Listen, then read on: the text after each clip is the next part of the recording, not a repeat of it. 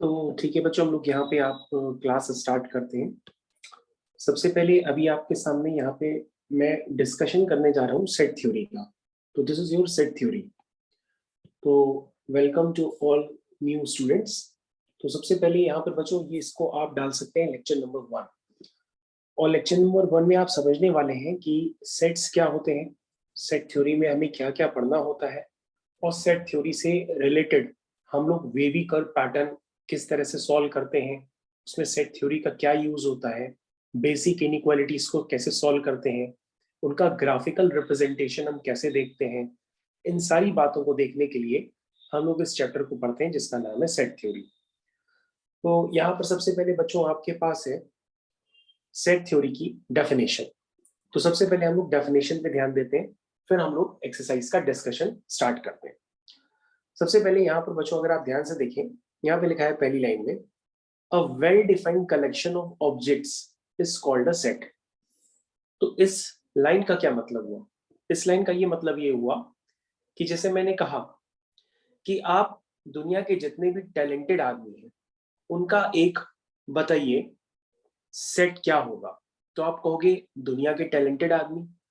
अब दुनिया के टैलेंटेड आदमी क्या काउंटेबल हैं या काउंटेबल नहीं है, ये सबसे पहले आपको बात समझनी पड़ेगी। अब बच्चों जो टैलेंटेड आदमी है वो मेरे अकॉर्डिंग हो सकता है कोई और हो, आपके अकॉर्डिंग हो सकता है कोई और हो। तो सबके व्यूज अलग अलग है, ठीक है ना। तो जब सबके व्यूज अलग अलग हैं तो उसको हम काउंट नहीं कर सकते, उसको हम एग्जैक्टली डिफाइन नहीं कर सकते। क्योंकि अगर हम जिसको डिफाइन कर सकते हैं, जिसको हम गिन सकते हैं, उसी को हम कहते हैं कि वो सेट है। इसीलिए बच्चों यहाँ पे लिखा हुआ है a well defined collection of objects is called a set. ये बात आप समझ पाए कि नहीं समझ पाए? जैसे बच्चों मैं आपसे कह दूं the collection of all vowels, तो वो काउंटेबल है ना। आप समझ सकते हो कि वो A E I O U है, इसके अलावा तो है नहीं। तो आप इनको गिन सकते हो, डिफाइन कर सकते हो, इसलिए ये क्या है, ये सेट है। तो सेट किसको कहते हैं? सेट एक रिप्रेजेंटेशन होता है वेल डिफाइंड ऑब्जेक्ट्स का। तो वेल डिफाइंड ऑब्जेक्ट्स का जो कलेक्शन होता है उसी को हम लोग कहते हैं सेट। अब बच्चों हम लोग सेट को दो तरीके से रिप्रेजेंट करते हैं। सेट को रिप्रेजेंट करने के दो मेथड होते हैं। एक मेथड होता है रोस्टर फॉर्म और एक होता है सेट बिल्डर फॉर्म। मेरे ख्याल से आप लोग को ये सारी बातें समझ में आ गई होगी, ये सारी बातें काफी बेसिक है। अब हम लोग इन बातों का डिस्कशंस करने के से पहले कुछ और पॉइंट्स भी समझ लेते हैं। सबसे पहले हमारे पास लिखा है sets are usually denoted by capital letters via ABC। Sets को हम लोग कैपिटल लेटर्स ABC से रिप्रेजेंट करते हैं, ये बात आपको ध्यान देनी होगी। उसके बाद बच्चों यहाँ पे लिखा हुआ है the objects which a set comprises of all called it's called elements और members और objects। कह रहा सेट्स के अंदर जो भी हम लिखते हैं वो सारे सेट्स के एलिमेंट्स कहलाते हैं, या उनको हम मेंबर्स कहते हैं, या उनको हम ऑब्जेक्ट्स कहते हैं। ये बात आपको समझनी पड़ेगी कि सेट्स के अंदर आप जिसको भी डिफाइन कर रहे हैं, let's say A E I O U, ये सारे वॉवल्स है ना। तो अगर हम ए को क्या कहेंगे, ए को कहेंगे एलिमेंट, उस सेट का एक एलिमेंट है जिसमें कलेक्शन ऑफ वॉवल्स है। ई क्या है, वो भी एक एलिमेंट है क्योंकि उसमें किस में आता है, कलेक्शन ऑफ वॉवल्स में आता है। तो बच्चों ये बात है। उसके बाद लिखा हुआ है the element of a set are generally denoted by small letters via ABC। तो अगर एलिमेंट्स होंगे तो हम उनको स्मॉल लेटर्स में रिप्रेजेंट करते हैं, और अगर हम स्मॉल लेटर से बने हुए पूरे सेट्स को कैपिटल लेटर्स में रिप्रेजेंट करते हैं, जैसा कि मैंने आपको पहले पॉइंट में बताया। उसके बाद क्या लिखा हुआ है The term well defined means that we are given a collection of objects with certain definite property such that we can clearly distinguish whether a particular objects belong to collection or not. Thus, every collection of objects is not a set. तो बच्चे उसने उसी बात का discussion किया जैसे मैंने पूछा था कि दुनिया के जो टैलेंटेड लोग उनका कलेक्शन क्या होगा। तो आप उसको डिफाइन नहीं कर सकते क्योंकि मेरे अकॉर्डिंग टैलेंटेड कोई और है, आपके अकॉर्डिंग टैलेंटेड कोई और है। हमने कहा दुनिया के जो सबसे बेस्ट टीचर्स हैं उनका ग्रुप बना लो। अब दुनिया के जो बेस्ट टीचर्स हैं तो वो भी वही होंगे जो टैलेंटेड होंगे। अब मैं तो बता नहीं सकता कि भाई मेरे को जिस टीचर ने पढ़ाया हो सकता है मेरे लिए काफी अच्छा हो, आपको जिस टीचर ने पढ़ाया हो सकता है वो आपके लिए बहुत अच्छा हो। इसलिए बच्चों उन टीचर्स का ग्रुप भी अलग अलग बनने लगेगा, इसलिए हम उसको डिफाइन नहीं कर सकते, वो सेट यूनिफॉर्म नहीं रह सकता। मतलब कहने का मतलब ये है कि बच्चों अगर मैं यहाँ पे इंडिया के अंदर पूछूं सेट ऑफ वॉवेल्स, तो आप यहाँ पे बोलोगे AEIOU, और यही मैं अमेरिका में जाकर के बोलूं द सेट ऑफ वॉवेल्स, तो भी उसका आंसर वहीं पर AEIOU ही होगा, वो बदलेगा नहीं आंसर, क्योंकि वो डिफाइंड है, हम उसको गिन सकते हैं। तो बच्चों यही इस चौथे पॉइंट में सारी बातें लिखी हुई है। उसके बाद बच्चों लिखा हुआ है, for example the collection of all the states of India is well defined. Collection समझ में आया, एंड इट इज क्या, ये बन जाएगा set. The collection of all month in a year is well defined, hence it is a set. भाई जितने भी मंथ है वो तो सारे डिफाइंड है ना, जनवरी फरवरी मार्च, ये सारे डिफाइंड है। ऐसा तो है नहीं कि आपने कोई नया मंथ बना रखा हो जो इंडिया के अंदर एग्जिस्ट करता हो लेकिन अमेरिका में नहीं करता हो, ऐसा तो है नहीं। जो मंथ 12 मंथ यहाँ पर है वही 12 मंथ वहां पे भी है। The collection of all the beautiful women of India is not a well-defined collection because the criteria for deciding the woman is beautiful vary from person to person. Hence, it is not a set. मेरे ख्याल से आपको ये सारी बातें बहुत अच्छे से समझ में आ गई होंगी। उसके बाद बच्चों को यहाँ पर ध्यान से देखते हैं, इसमें लिखा है if A is an element of a set A, then we say that A belongs to A. We can write A belongs to A. तो ये बच्चों बिलोंग वाला सिंबल आपको क्लियर होना चाहिए। कोई भी एलिमेंट जैसे ये है, अगर ये बिलोंग करता है सेट ए से तो ये सिंबल को कहते हैं बिलोंग टू। समझ में आया बच्चों, इसको क्या कहते हैं, बिलोंग्स टू। ये मैंने आपको लिख दिया। और ये बच्चों एक ग्रीक सिंबल होता है, a Greek symbol belong to, जिसको हम लोग एप्सिलॉन भी कहते हैं, used to denote the called belongs to. If B is not belong to element of set A, then we write B is not belong to set A. समझ में आया? तो बच्चों ये काफी बेसिक बातें हैं, और ये सारी बातें बेसिक बातें आपको क्लास 11th में सिखाई भी जाएंगी। और ये क्लास 11 का जो सेट का चैप्टर है उसमें भी ये सारी बातें आपकी आती हैं निकल के। तो बच्चों अब हम लोग फर्दर देखते हैं यहाँ पर कि सेट्स का रिप्रेजेंटेशन किस तरह से हम कहते हैं। और बच्चों स्टेबल को हम लोग देखते हैं फिर बाद में, क्योंकि स्टेबल में समझने के लिए कुछ और बातों का पता होना चाहिए, इसलिए अभी हम लोग इस पे बात पे लौट के आएंगे। अब बच्चों हमारे पास है रिप्रेजेंटेशन ऑफ अ सेट। तो रिप्रेजेंटेशन ऑफ अ सेट में क्या आता है, जैसा कि मैंने आपको डिस्कस किया कि सेट्स को दो तरीके से रिप्रेजेंट करते हैं। एक होता है रोस्टर फॉर्म, जिसको हम लोग टैबुलर फॉर्म भी कहते हैं, और एक होता है सेट बिल्डर फॉर्म। ये दो फॉर्म होते हैं, इससे हम लोग किसी भी सेट को रिप्रेजेंट करते हैं। तो क्या लिखा है, रोस्टर टैबुलर फॉर्म। सबसे पहले इसको पढ़ के समझते हैं क्या लिखा है। In this form, the set is represented by listing down all the elements in a form of roster, where the different elements are separated by commas and enclosed within curly braces. तो बच्चों कह रहा है किसी भी set को अगर हम रोस्टर फॉर्म में या टेबुलर फॉर्म में रिप्रेजेंट करना चाहते हैं तो उसके लिए हम हेल्प लेते हैं कर्ली ब्रैकेट्स का। तो बच्चों कहाँ है कर्ली ब्रैकेट्स, ये होते हैं कर्ली ब्रैकेट्स। इसी के अंदर हम रिप्रेजेंट करते हैं रोस्टर फॉर्म में या टेबुलर फॉर्म में। किसको रिप्रेजेंट करते हैं, एलिमेंट्स को। For example the set A of natural number less than 5 given that. अब बच्चों नेचुरल नंबर तो आप जानते हैं कि नेचुरल नंबर का स्टार्टअप ही 1 2 3 4 5 6 7 8 जितने भी इंटीजर्स होते हैं यहां से आते हैं। और होल नंबर में और नेचुरल नंबर में बस एक ही डिफरेंस होता है कि होल नंबर 0 से स्टार्ट होते हैं, नेचुरल नंबर 1 से स्टार्ट होते हैं। लेकिन बच्चों यहाँ पे जो स्टेटमेंट है, स्टेटमेंट के अकॉर्डिंग आपको नेचुरल नंबर लिखने हैं, लेकिन नेचुरल नंबर क्या लिखे हैं, लेस देन 5, यानी कि 5 से छोटे लिखने हैं। अब बच्चों स्टार्टिंग 1 से होते हैं, तो 5 से छोटे कितने होंगे, 1 2 3 4। समझ में आ गया। तो बच्चों अगर आपको 5 से छोटे नेचुरल नंबर लिखने हैं तो आप पहले कर्ली ब्रैकेट बनाएंगे और उसके अंदर लिखेंगे 1 2 3 4। उसके बाद देखते हैं बच्चों, इसमें लिखा है the set B of all the English vowels इस क्या हो जाएगा, AEIOU। मेरे ख्याल से ये टर्म्स तो आपको क्लियर हो गए पहले से ही। चलिए बच्चों हम लोग आगे कंटिन्यू करते हैं, दूसरी थ्योरी को समझते हैं। Important points about roster form, जरा देखिएगा ध्यान से। The order of appearance of elements in roster form is immaterial. मतलब आप उस कर्ली ब्रैकेट के अंदर ABC भी लिख सकते हैं या BCA भी लिख सकते हैं या CAB भी लिख सकते हैं। ऑर्डर बच्चों कोई भी हो सकता है। इसका मतलब ABC और BC है। अगर हम ये दो सेट्स का रिप्रेजेंटेशन कर रहे हैं रोस्टर फॉर्म में, तो ये दोनों सेट्स कैसे हैं? ये दोनों सेट्स इक्वल सेट्स। समझ में आया बच्चों? ये दोनों सेट्स कैसे हैं? ये दोनों सेट्स आपके इक्वल सेट्स। तो ये दोनों सेट्स आपके इक्वल है, ये बात आपको क्लियर होनी चाहिए। आगे देखते हैं बच्चों, लिखा है the elements of a set A R generally not repeated. इधर बच्चों सभी लोग ध्यान देंगे, दोबारा क्या लिखा हुआ है, इसको लाइन को हम लोग दोबारा एक बार पढ़ते हैं।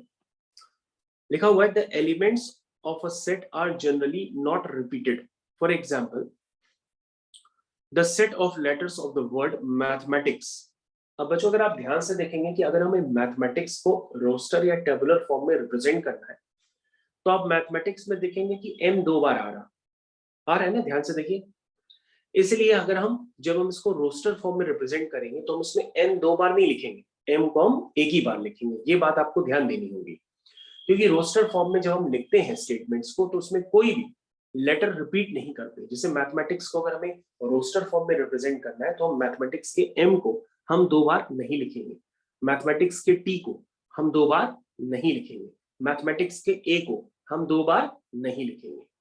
अब हम लिखें किसी भी ऑर्डर में, लेकिन कोई एलिमेंट अगर रिपीट हो रहा है, हम उसको लिखेंगे सिर्फ एक ही बार। ये बात आपको समझ में आनी चाहिए। आगे देखिए क्या लिखा हुआ है, the set of all the natural numbers can be represented by 1 2 3 4 5 dash dash dash. ये तो आप समझ गए होंगे। और अगर ये कहता सेट ऑफ होल नंबर, तो उसकी स्टार्टिंग कहां से होती? 0 से होती। तब आप लिखते हैं 0 1 2 3 4 5 डैश डैश डैश। मेरे ख्याल से आप समझ गए। उसके बाद बच्चों यहां पर आपको समझना पड़ेगा, roster form is generally used for the sets which contain discrete elements. For example, the set of all real numbers between 3 and 4 can't be expressed in roster form. तो बच्चों रोस्टर फॉर्म में जो भी एलिमेंट्स होते हैं वो countable होते हैं, हम उनको गिन सकते हैं, देख सकते हैं। लेकिन अगर मैं आपसे कह दूं 3 से 4 के बीच में जितने भी नंबर हैं, अगर आपको वो रिप्रेजेंट करने हैं, तो 3 से 4 के बीच में जो भी नंबर होंगे, अगर आप वो रिप्रेजेंट करना चाहते हैं, तो उसको आप रोस्टर फॉर्म में रिप्रेजेंट नहीं कर सकते हैं, क्योंकि 3 से 4 के बीच में खूब सारे रियल नंबर्स हो सकते हैं। वो 3.5 भी हो सकता है, 3.51 भी हो सकता है, 3.22 भी हो सकता है। 3 से 4 के बीच में इनफाइनेटली मैनी रियल नंबर्स हो सकते हैं, जिनको हम रोस्टर फॉर्म में रिप्रेजेंट नहीं कर सकते। तो बच्चों रोस्टर फॉर्म में हम उन्हीं को रिप्रेजेंट कर सकते हैं जो काउंटेबल होते हैं, जो डिफाइंड होते हैं, जिनको हम अलग अलग आइडेंटिफाई कर सकते हैं। उन्हीं को हम रोस्टर फॉर्म या टेबुलर फॉर्म में रिप्रेजेंट कर सकते हैं, अदरवाइज नहीं कर सकते। उसके बाद है बच्चों हमारे पास सेट बिल्डर फॉर्म। तो सेट बिल्डर फॉर्म में क्या करना होता है, ये भी समझ लेते हैं। लिखा है in this form the set is represented by a single common property processed bye all the elements which is not processed by any other elements outside the set. तो बच्चों यहाँ पे आपको सेट बिल्डर फॉर्म समझना होगा। Set builder form में basically होता क्या, जो हमारे पास अभी तक हम स्टेटमेंट्स पढ़ रहे थे, उन स्टेटमेंट्स को प्रॉपर तरीके से आपको लिखना पड़ता है। अब लिखने के लिए हमें क्या करना पड़ता है, उसके क्या स्टेप्स होते हैं। जैसे मैंने आपको बताया कि रोस्टर फॉर्म में लिखने के लिए इंपॉर्टेंट पॉइंट्स क्या होते हैं, उसी तरीके से बच्चों सेट बिल्डर फॉर्म में लिखने के लिए कुछ इंपॉर्टेंट पॉइंट्स होते हैं, वो आपको ध्यान देने पड़ेंगे। चलिए, जैसे लिखा है there are 2 sections in 2 set builders form. एक होता है सेक्शन 1 और एक होता है सेक्शन 2। यानी हम कर्ली ब्रैकेट्स बना करके सेक्शन 1 और सेक्शन 2 यानी स्टेटमेंट को 2 पार्ट में ब्रेक कर देंगे, उसे हम कहेंगे सेट बिल्डर फॉर्म। यानी सेट बिल्डर फॉर्म में 2 पार्ट में स्टेटमेंट को ब्रेक करके ज्यादातर लिखा जाता है। In section 1, we define the format of element of the set. In section 2, we assign the common property possessed by all elements to the format defined in section 1. मेरे ख्याल से समझ गए होंगे। सेट बिल्डर फॉर्म आपने पहले भी देखा है। जैसे बच्चों मैं बहुत ही इजी एग्जांपल लेता हूँ, उससे आपको समझाता हूँ। जहां पर ये मेरे पास लिखा हुआ है कि हमारे पास है सेट ए। अब तो ये बात आपको क्लियर है कि किसी भी सेट को रिप्रेजेंट करने के लिए हम कैपिटल लेटर्स यूज करते हैं, ए बी सी डी, और सेट के अंदर जो एलिमेंट्स होंगे उन्हें हम स्मॉल लेटर्स में लिखते हैं। सेट्स को रिप्रेजेंटेशन करने के लिए हम लोग कर्ली ब्रैकेट्स का यूज करते हैं। तो बच्चों आपके पास ये जो सेट ए है, उसके अंदर क्या है, AEIOU, यानी ये सारे क्या हैं, वॉवेल्स है। अगर हम इन वॉवेल्स को रोस्टर फॉर्म से सेट बिल्डर फॉर्म में लिखना चाहे तो हम उसको कैसे रीड करेंगे? उसमें हम सबसे पहले देखेंगे क्या इनमें कोई ऐसी कॉमन प्रॉपर्टी है जो सभी में चल रही है। जैसे मान लो लिख दिया जाए 3, 6, 9, इस तरह से लिख दिया जाए, तो आप पहले ये चेक करोगे कि इनमें कोई कॉमन प्रॉपर्टी चल रही क्या, तो तुम कहोगे यस, ये सारे 3 के मल्टीपल्स हैं। अब मैं लिख दूं 2, 4, 8, तो पूछूं कि मैं इसमें कोई कॉमन प्रॉपर्टी चल रही क्या, तो तुम कहोगे यस सर, इसमें कॉमन प्रॉपर्टी चल रही है। ये सब 2 के स्क्वायर्स, क्यूब, इस तरह से चलते चले जा रहे हैं, 2 की पावर n टाइप के, जहां पे n क्या है, नेचुरल नंबर। उसी तरीके से बच्चों क्या AEIOU में आपको कोई कॉमन प्रॉपर्टी नजर आ रही है, तो कहोगे सर बिल्कुल नजर आ रही है, ये सारे वॉवेल्स हैं। क्या है, वॉवेल्स। लेकिन बच्चों सेट बिल्डर फॉर्म में लिखते समय हमें इनको 2 पार्ट में ब्रेक करना पड़ता है स्टेटमेंट को। चलिए बच्चों अब हम लोग इसको पढ़ते हैं, क्या लिखा हुआ है। लिखा है all the elements possess a common property that each of them is an English vowel and no other letter possesses this property. That is, apart from these letters, no other letter is an English vowel. मेरे ख्याल से आपको समझ में आ गया। Hence, we can write a set A in set builder form as A. कैसे define करेंगे बेटे? देखो इसको डिफाइन करने का तरीका, सबसे पहले कर्ली ब्रैकेट्स बनाए हैं और कर्ली ब्रैकेट्स के अंदर क्या लिखा हुआ है, इसको कैसे पढ़ते हैं, पढ़ने का तरीका समझिए। Set of all x such that x is an English vowel. समझ में आया बच्चों?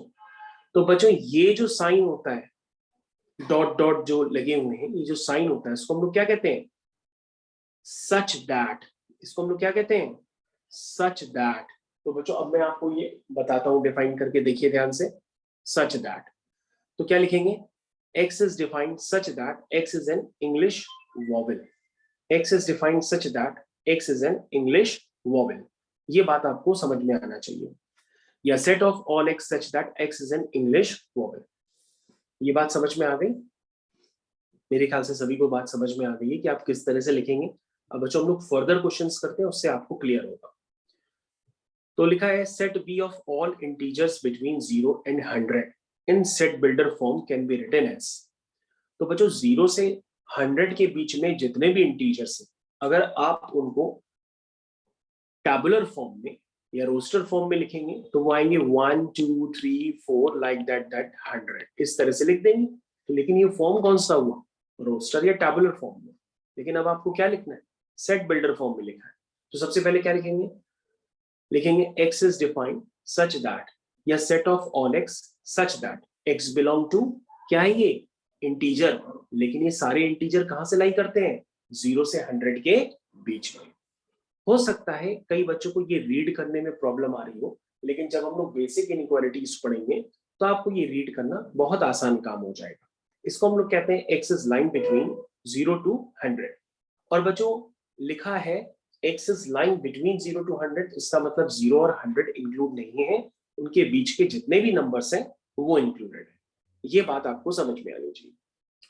उसके बाद बच्चों हम लोग यहाँ पे कंटिन्यू करते हैं थर्ड वाले पार्ट में। देखो क्या लिखा हुआ है, कह रहा y is defined such that, या set of all y such that y is a natural number, समझ आया, which is also a divisor of 12। तो बच्चों ये क्या है, ये आपके पास सेट बिल्डर फॉर्म और रोस्टर फॉर्म दोनों लिखे हुए हैं। रीड करने का तरीका समझिए क्या लिखा हुआ है, सेट ऑफ ऑल y, समझ आया, set of all y such that y is a natural number which is also a divisor of 12। तो बच्चों 12 के डिवाइजर तो आप समझ सकते हैं क्या क्या होते हैं, अगर नहीं जानते हो तो उसके प्राइम फैक्टराइजेशन करके निकाल लो कि भाई 12 का एक फैक्टर 1 तो जरूर होता है, 1 तो सभी का ही फैक्टर होता है, बाकी 2, 3, 4, 6, 12 ये हो गए आपका कौन सा फॉर्म, ये हो गया आपका रोस्टर। मेरे ख्याल से बच्चों आपको एक्सरसाइज 1 से रिलेटेड जितने भी कॉन्सेप्ट्स होते हैं लेक्चर 1 की, वो मैंने आपको सारे बहुत ही ब्रीफ में डिस्कस कर दिए हैं। अब हम लोग क्या करेंगे, यहाँ पे एक्सरसाइज 1 का डिस्कशन स्टार्ट करते हैं, और ये बहुत ही इजी होता है और बहुत ही जल्दी आप इस एक्सरसाइज को फिनिश करके एक्सरसाइज 2 की तरफ अप्रोच कर सकते हैं। तो बच्चों सबसे पहले हमारे पास है एक्सरसाइज 1। क्या लिखा हुआ है, इसमें लिखा हुआ है which of the following are sets, justify your answer। First part देखिए क्या लिखा हुआ, लिखा है the collection of all the month of a year beginning with a letter J. तो बच्चों कहोगे सर जे से तो स्टार्ट होने वाले मंथ में जैन होता है, जून होता है, जुलाई होता है, यानी ये काउंटेबल है ना। यानी अगर आप सेट बिल्डर फॉर्म में लिखेंगे तो उसको रिप्रेजेंट कर सकते हैं, कर्ली ब्रैकेट्स बना के उसके अंदर जून, जुलाई, जैन लिख सकते हैं किसी भी ऑर्डर में। और अगर हम उसको रोस्टर फॉर्म के अलावा सेट बिल्डर फॉर्म में लिखना चाहते हैं तो भी लिख सकते हैं। अब बेटा सेट बिल्डर फॉर्म में लिखो या रोस्टर फॉर्म में लिखो, पहले तो डिफाइंड तो सेट होना चाहिए ना। तो आप चेक करोगे कि ये सेट डिफाइंड है कि नहीं, तभी तो आप उसका रिप्रेजेंटेशन करोगे। तो आप कहोगे यस सर ये तो डिफाइंड है ही, अगर डिफाइंड होगा तो फिर हम उसको बिल्कुल लिख सकते हैं, रिप्रेजेंट कर सकते हैं जिसमें आपका मेथड काम करे या जिसमें आपसे पूछा जाए। तो यहाँ से पहले बच्चों एक्सरसाइज 1 के फर्स्ट क्वेश्चन में आपसे पूछा जा रहा है कि सिर्फ आप यही बता दो कि ये सेट डिफाइंड है कि नहीं है, ये सेट है कि भी नहीं है। तो मैंने तो आपको पहले ही बता दिया था पहली लाइन में, कलेक्शन ऑफ स्टेटमेंट। देखिए बच्चों सबसे पहला स्टेटमेंट जाके, well defined collection of all objects is called a set, यानी जिसको हम गिन सकते हैं, एलिमेंट्स को काउंट कर सकते हैं, आइडेंटिफाई कर सकते हैं, उसे हम कहते हैं सेट। तो बच्चों फर्स्ट पार्ट तो सेट हो गया। उसके बाद बच्चों हम लोग सेकेंड पार्ट की तरफ चलते हैं। The collection of all 10 most talented writers of India. नहीं बच्चों ये तो बता ही नहीं सकते, हो सकता है मेरे फादर बहुत अच्छे राइटर हो लेकिन किसी को पता ही ना हो। तो जो 10 मोस्ट टैलेंटेड राइटर्स हैं वो सबके व्यूज अलग अलग होंगे, इसलिए हम इसको डिफाइन नहीं कर सकते, ये सेट ही नहीं है। जब सेट नहीं है तो हम इसको रिप्रेजेंट कैसे करेंगे। Third, a team of 11 best cricket batsman of the world. ये भी बच्चों सेट नहीं है ना। हो सकता है मेरे सेट के अंदर ऑस्ट्रेलिया की टीम हो सकता है आपके सेट के अंदर साउथ अफ्रीका की टीम हो सकता है तीसरे के सेट के अंदर साउथ अफ्रीका और इंडिया दोनों की टीम हो, है ना। तो सबके अकॉर्डिंग सेट्स तो अलग अलग बनेंगे, यानी ये पर्सन टू पर्सन वेरी कर रहे हैं, इसका मतलब हम उसको रिप्रेजेंट नहीं कर सकते, वेल डिफाइंड नहीं कर सकते, ये सेट नहीं है। फोर्थ वाला पार्ट क्या लिखा हुआ है, इसमें लिखा हुआ है the collection of all boys in your class. Yes बच्चों मैं जिस क्लास में पढ़ता हूं मैं उस क्लास के सारे बच्चों का सेट बना सकता हूं, है ना। भाई सेट के अंदर मैं क्या लिखूंगा, सारे बच्चों का नाम। तो मैं डिफाइन कर सकता हूँ ना मैं अपनी क्लास में कितने बच्चे हैं। जैसे बच्चों मैं आपसे कहूँ आप अपनी क्लास के सारे बच्चों को देखिए, क्या वो सेट्स के रिप्रेजेंट कर सकते हैं, बिल्कुल कर सकते हैं, सेट्स में उनको कर सकते हैं ना। उसके बाद a collection of all natural numbers less than 100, ये भी बच्चों डिफाइन कर सकते हैं, है ना। लिखना चाहो तो लिख भी सकते हैं। 100 से कम नेचुरल नंबर कहां से स्टार्ट होंगे, 1 से स्टार्ट होंगे और इस तरह से चलते चलते 100 से कम है तो ये 99 तक आएंगे। ये बात आपको क्लियर होनी चाहिए। उसके बाद बच्चों हमारे पास हो गया second question.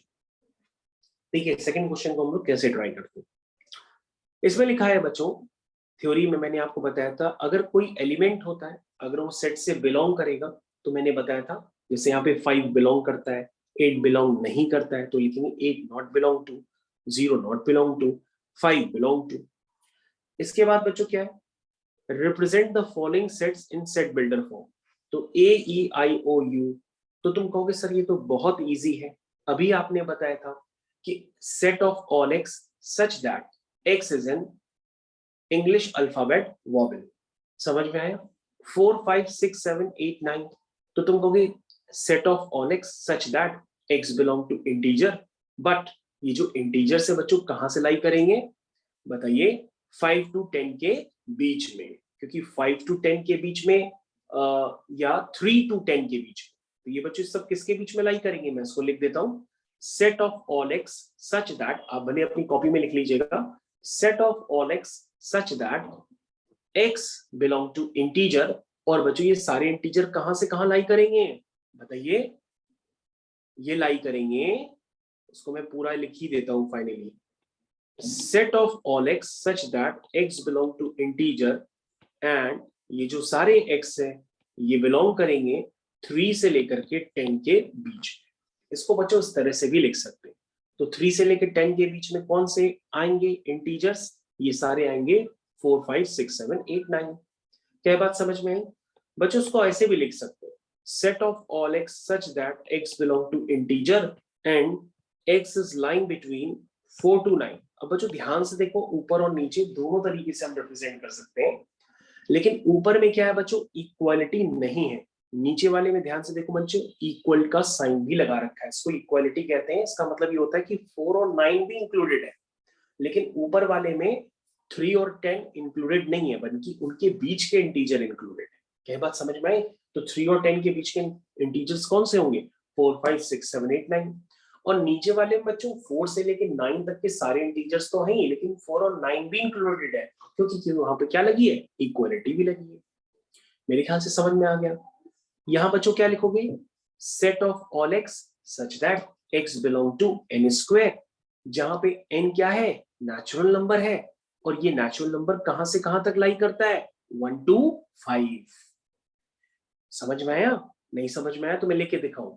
Set of all x such that x क्या हो जाएगा? इक्वल टू एन स्क्वायर, जहां पे एन क्या है? नेचुरल नंबर है, और एन कहां से कहां तक लाई करता है? बताइए। 1 से लेकर के 5 तक, और 1 और 5 दोनों ही इंक्लूडेड होंगे, तभी तो 1 स्क्वायर, 2 स्क्वायर, 3 स्क्वायर, 4 स्क्वायर और 5 स्क्वायर, यानी कि 1 to 25 तक सारे नंबर्स शामिल हो जाएंगे। उसके बाद बच्चों अगर आप ध्यान से देखें, ये क्या लिखा हुआ है, तो तुम कहोगे सर ये -2 का क्यूब है, फिर -3 का क्यूब है, फिर -4 का क्यूब है। तो तुम क्या लिखोगे? तुम इसको लिखोगे set of all x such that x क्या है आपका? एक्स है आपका -t³ है ना, और टी बच्चों क्या है? बताइए। टी आपका नेचुरल नंबर है, और ये टी कहां से कहां तक लाई करता है? टी लाई करेगा आपका 2 से लेकर के, बताइए, 2 का क्यूब, 3 का क्यूब, 4 का क्यूब, तो 2, 3, 4। ये बात समझ में आई? सही बच्चे ध्यान में, 2, 3, 4। अब बच्चों आप टी पुट कर लो, तो माइनस, मेरे ख्याल से अब बच्चे ध्यान से देखेंगे तो उनको बहुत अच्छे से क्लियर हो जाएगा। तो बाहर लिखा है -2³ यानी कि -8, समझ में आया? फिर लिखा है -5³ यानी कि -3³ मतलब -27। फिर आ जाएगा -4³ मतलब -4 इंटू 4 इंटू 4, दैट मीन्स -64। मेरे ख्याल से सभी बच्चों को बहुत अच्छे से क्लियर हो गया होगा। उसके बाद बच्चों ये फिफ्थ वाला पार्ट है, फिफ्थ वाले पार्ट को हम लोग समझ लेते हैं धीरे से। क्या लिखा है? Set of all x such that x equal to क्या होगा बच्चों? n upon n+1। क्या ये बात समझ में आई?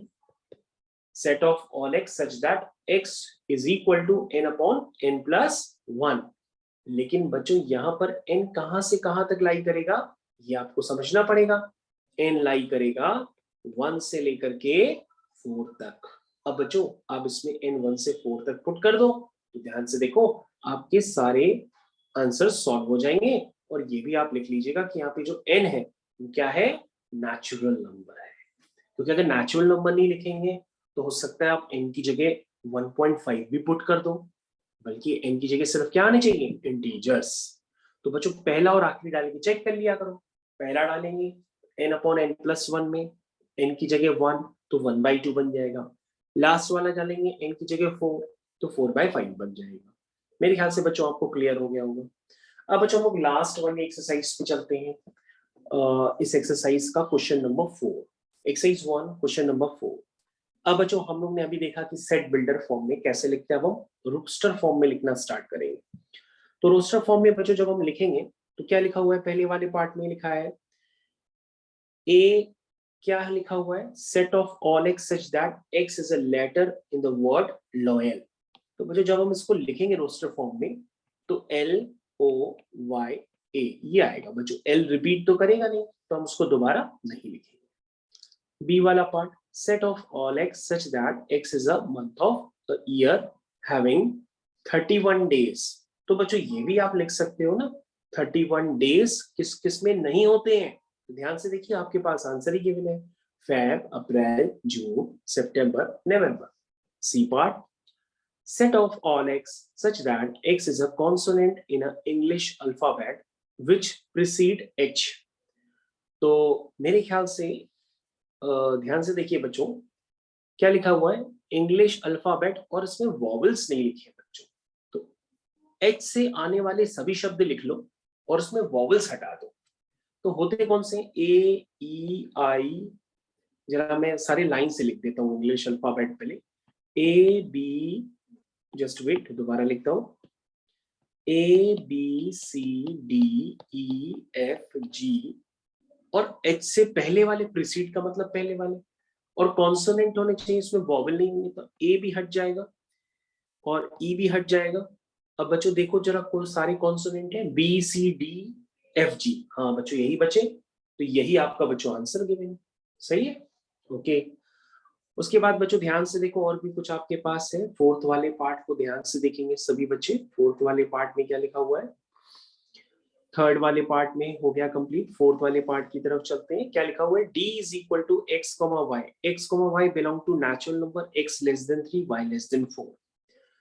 तो क्या लिखा हुआ है? x 3 से छोटा है, y 4 से छोटा है, और x और y नेचुरल नंबर है। तो बेटा 3 से छोटा नेचुरल नंबर क्या हो सकता है? 1 और 2। 4 से छोटा क्या हो सकता है? 1, 2, 3। यही तो हो सकता है। अब बच्चों से आप बना लीजिए, कितने पेयर बनाएंगे? 1,1 है ना, 1,2, 1,3, 2,1, 2,2, 2,3, इतने ही बच्चों बनेंगे। ठीक है, उसके बाद बच्चों फिफ्थ वाले पार्ट में देख लेते हैं। N square minus 1 upon n square plus 1, ये डिफाइन किया गया है, और कह रहा है एन जो है बच्चों -3 से +3 के बीच में लाई करता है, और एन इंटीजर भी है।